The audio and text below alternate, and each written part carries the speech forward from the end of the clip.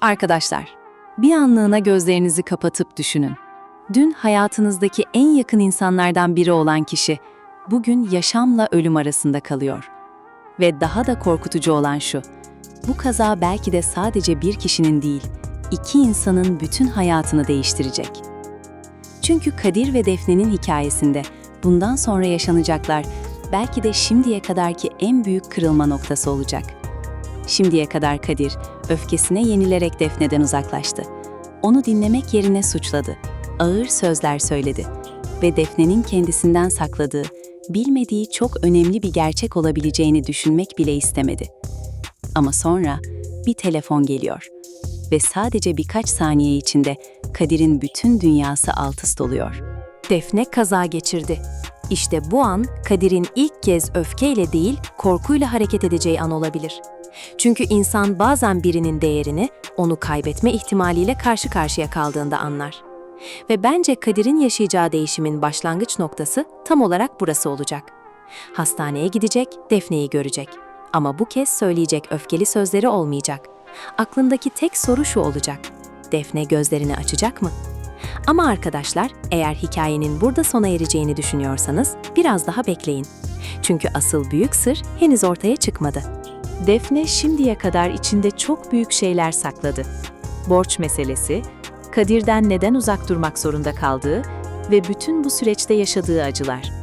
Fakat kazadan sonra Defne'nin sessiz kalması artık çok daha zor olabilir. Bir düşünün, eğer Defne hastanede Kadir'in karşısına geçip ilk kez bütün gerçeği anlatırsa ne olacak? Kadir, şimdiye kadar Defne'yi ne kadar yanlış anladığını ve aslında yaptığı hatanın ne kadar büyük olduğunu öğrendiğinde nasıl bir tepki verecek? İşte o andan itibaren hikayenin yönü tamamen değişebilir. Ama hala cevaplanması gereken çok önemli bir soru var. Defne, Kadir'i affedecek mi? Bu sorunun cevabını belki hemen öğrenemeyeceğiz. Çünkü şimdi sırada bütün bu hikayenin en tehlikeli gerçeklerinden birini bilen başka bir karakter var. Ve o kişi Melis. Arkadaşlar, eğer bütün sorunun sadece Kadir ve Defne arasında olduğunu düşünüyorsanız, hikayeye bir kez daha dikkatli bakın. Çünkü bu oyunda çok şey bilen biri var. Melis. Melis dışarıdan sessiz görünse de içindeki vicdan yükü her geçen gün daha da büyüyor. Çünkü yaşananlarda onun da önemli bir payı olduğunu biliyor. Bu yüzden bence Melis'in gerçeği daha fazla saklaması hiç kolay olmayacak. Ama burada çok önemli bir ihtimal ortaya çıkıyor. Eğer Melis sonunda her şeyi anlatmaya karar verirse, Kadir sadece Defne hakkındaki gerçekleri öğrenmekle kalmayacak, aynı zamanda çevresindeki bazı insanların ondan ne kadar büyük sırlar sakladığını da fark edecek. Ve o andan sonra geçmişte yaşanan birçok olayın anlamı değişmeye başlayabilir. Kadir'in tesadüf sandığı bazı şeyler belki de hiç tesadüf değildi. Güvendiği bir insan belki de ondan en büyük gerçeği saklıyordu. Tam bu sırada Tolga'nın hikayedeki rolü de daha da güçlenebilir. Defne'nin en zor anında Tolga onun yanında olmaya devam edecek. Ona destek olacak. Ve bu durum Kadir için hiç kolay olmayacak. Fakat bu kez Kadir'in tepkisi eskisinden farklı olabilir. Sadece öfkelenmeyecek. İçinde çok daha güçlü bir duygu oluşacak. Defne'yi tamamen kaybetme korkusu. Belki de ilk kez bu korku, Kadir'i kendi hatalarıyla yüzleşmeye zorlayacak.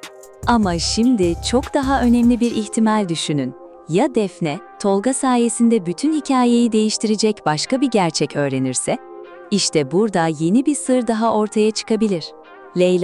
Leyla'nın geçmişte yaptığı hataların sonuçları artık birer birer ortaya çıkmaya başlayabilir. Ve eğer Kadir, annesiyle ilgili yıllardır kendisinden saklanan çok önemli bir gerçeği öğrenirse, o zaman sadece Defne ile olan ilişkisi değil, bütün aile dengeleri sarsılabilir. İşte bu yüzden yaklaşan bölümün sadece aşk ve ayrılık üzerine kurulacağını düşünmüyorum.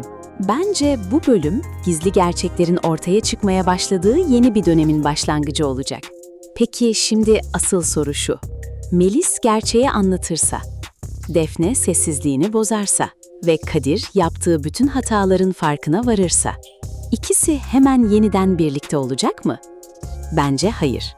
Ve hikayeyi asıl ilginç yapan şey de bu. Çünkü belki de gerçek karar henüz verilmedi. Ve bu kararın sonucu bir sonraki bölüme kadar hepimizi merakta bırakacak.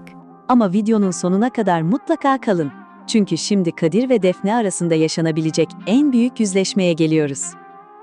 Şimdi gelelim hikayenin en önemli sorusuna. Kadir ve Defne yeniden birlikte olacak mı? Bence hemen olmayacak. Çünkü sadece özür dilemek, geçmişte yaşanan bütün acıları bir anda ortadan kaldırmaz. Kadir'in Defne'den sadece özür dilemesi yetmeyecek. Gerçekten değiştiğini davranışlarıyla göstermesi gerekecek. Defne ise çok zor bir kararın ortasında kalacak. Bir tarafta hala Kadir'e karşı hisleri var. Ama diğer tarafta unutamadığı bütün acılar duruyor. İşte bu iç çatışma önümüzdeki bölümlerin en duygusal sahnelerini ortaya çıkarabilir. Belki de Kadir ilk kez Defne'nin karşısına geçip şunu kabul edecek. Sorun sadece Defne'nin yaptığı hatalar değildi. Asıl büyük hatayı kendisi yaptı. Ama tam o sırada Melis'in itirafı ortaya çıkarsa ne olacak? Defne, güvendiği insanların kendisinden bazı gerçekleri sakladığını öğrenirse Ve Kadir, Leyla'nın sakladığı sırların tamamını öğrenirse, o zaman bu hikaye artık sadece bir aşk hikayesi olmaktan çıkacak. Her karakterin hayatını değiştirecek büyük bir sırlar zincirine dönüşecek. Ve bence en güçlü sahnelerden biri, Kadir'in Defne'yi yeniden kazanmak için mücadele ettiği an olacak. Fakat Defne ona hemen evet demeyecek. Belki ona bir şans verecek. Ama güveni yeniden kazanmak Kadir için hiç kolay olmayacak. Ve belki de önümüzdeki birkaç bölümün asıl hikayesi tam olarak bu olacak. Ama arkadaşlar, burada bir son teori daha var. Belki Defne'nin geçirdiği kaza sadece hikayeye yeni bir heyecan katmak için yaşanmadı. Belki bu kaza, Kadir'in değişiminin başlangıcı olacak. Eskiden öfkesiyle karar veren Kadir, artık düşünerek hareket etmeye başlayacak. Eskiden Defne'yi dinlemeyen Kadir, artık onun söylediği her kelimenin anlamını çözmeye çalışacak. Ve belki de Kadir'deki bu değişim, Defne'nin yeniden ona yaklaşmasını sağlayacak. Ama gerçekten böyle mi olacak? Yoksa ortaya çıkacak yeni bir sır, Kadir ve Defne'nin arasına bir kez daha aşılması zor bir duvar mı örecek? İşte bunun cevabını yeni bölümde göreceğiz. Şimdi sıra sizde. Sizce Defne Kadir'i affetmeli mi? Melis bütün gerçekleri hemen itiraf etmeli mi? Melis, bütün gerçekleri hemen itiraf etmeli mi? Ve sizce Tolga, Kadir'le Defne arasındaki en büyük engel olacak mı? Düşüncelerinizi mutlaka yorumlarda yazın. Belki de sizin teoriniz bir sonraki videomuzda yer alır. Eğer bu hikayedeki her yeni sırrı, her fragman detayını ve her küçük ipucunu birlikte çözmemizi istiyorsanız, videoyu beğenmeyi ve kanalımıza abone olmayı unutmayın. Bildirim zilini de açmayı unutmayın. Çünkü bir sonraki videoda Kadir, Defne ve Melis'i aynı anda ilgilendiren çok büyük bir sırdan bahsedeceğiz. Belki o sır, bu ilişkinin geleceğini tamamen değiştirecek. Belki kimsenin beklemediği bir gerçek ortaya çıkacak. Ve belki de bir sonraki bölümde hepimizin beklediği o büyük cevap sonunda gelecek. Şimdilik yapmanız gereken çok basit. Videoyu beğenin, kanalımıza abone olun ve kendi teorinizi yorumlara yazın.